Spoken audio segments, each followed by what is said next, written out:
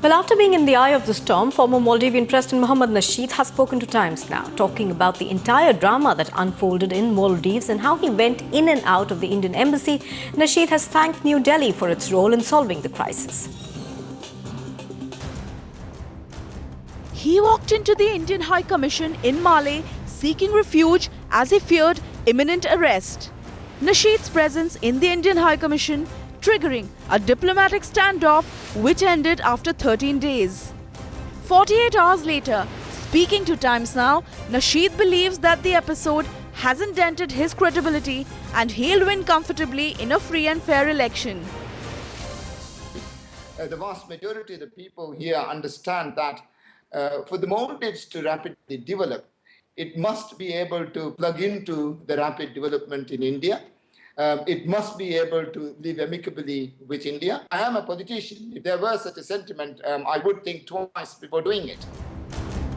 There have been many questions raised over India's role in the entire controversy, but the former Maldivian president denies any compliance by India.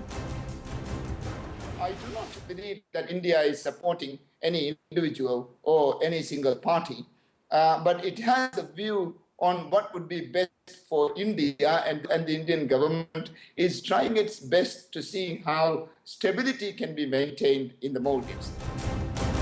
The geographical location of Maldives making the tiny island country a key player in the Indian Ocean, something which is not lost on the big players involved.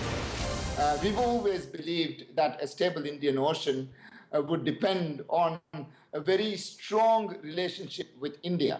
We've always believed that a good foreign policy would be to find a friend and to stick with the friend, and not to play that friend against other people. Elections in Maldives may be 6 months away, but as the recent events have shown, there is a real possibility that things may change even before the ballots are cast. Bureau Report, Times Now.